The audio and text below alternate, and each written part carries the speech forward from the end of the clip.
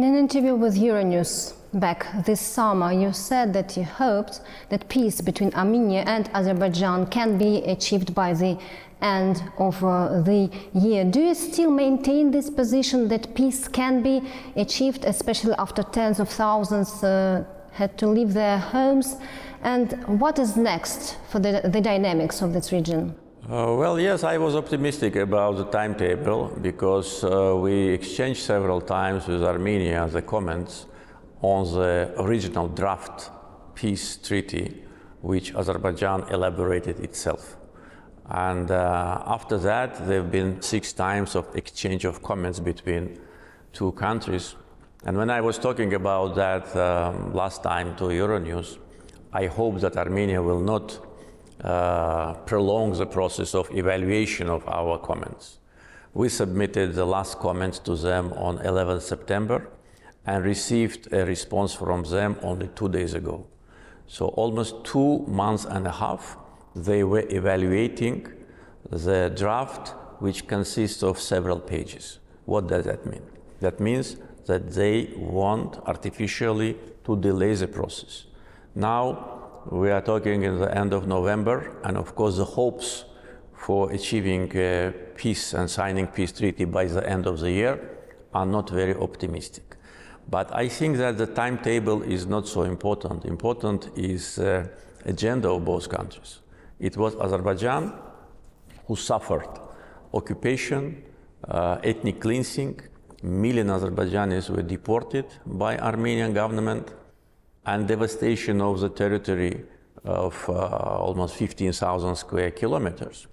And nevertheless, we were the country which made a proposal to sign peace agreement and to start working on the delimitation. So Armenia now, after Karabakh portfolio is closed, I think will be more willing to come to an agreement with us.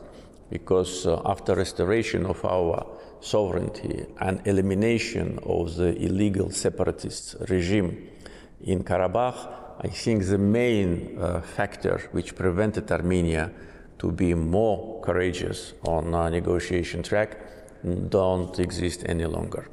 So we will evaluate the latest proposals, which, as I said, we received 2 days ago, and we'll comment on that.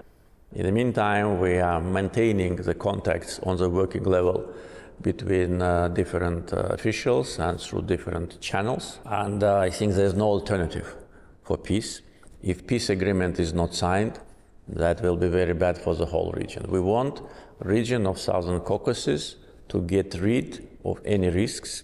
And of course, we want Armenia today and in the future never put under question our territorial integrity and abandon completely any territorial claims to Azerbaijan.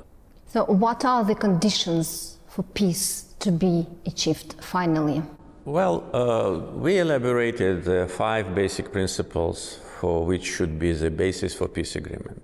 Mutual recognition of each other's territorial integrity, non-use of force, no territorial claims to each other, opening of the communications between both countries, and normalization of relations, and several other important factors. All of those have been based on international law. During the 3 years, almost 3 years of negotiation process, Armenia always wanted to incorporate into peace agreement provision with respect to Armenian minority in Karabakh. Our position was that this is our internal business. And if they want to reflect the issue of Armenian minority in Azerbaijan, then let us reflect the issue of Azerbaijani minority in Armenia, which was expelled 30 years ago.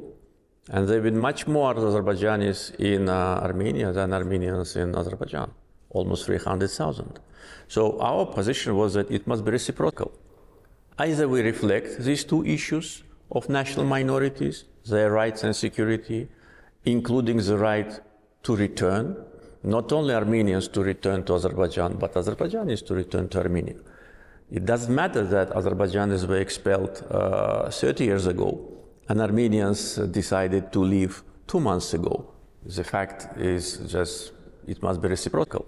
Or we do not comment in our peace agreement about this issue. So until now, we did not get from Armenia any clear understanding on that. So if Armenia agrees to have either the same language for both national minorities or not to reflect it at all, then the peace is reachable.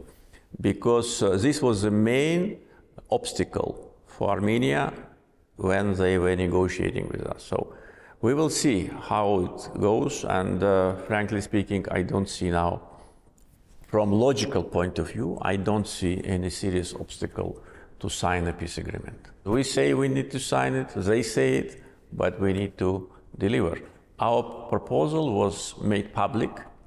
Those famous 5 principles which I am talking about, we made it public. It is known. There is no, objection from any responsible international actor, because all these principles are fundamental principles of international law. And Armenia just need to comply with that. They should put an end to all the attempts to contest our territorial integrity and to sponsor separatism on our territory. Because Karabakh is part of Azerbaijan, and this is recognized by all, including Armenia itself. An Armenian Prime Minister, the same person who in 2019 in Khankendi at a big rally said Karabakh is Armenia, and that was the end of negotiation process, because after that there was nothing to negotiate. So actually the reason for Second Karabakh War was exactly Armenian government. And now the same person says Karabakh is Azerbaijan. So it's good, it's evolution. We always support evolution, but now saying Karabakh is Azerbaijan, they need to put a signature under that, and we're waiting for that.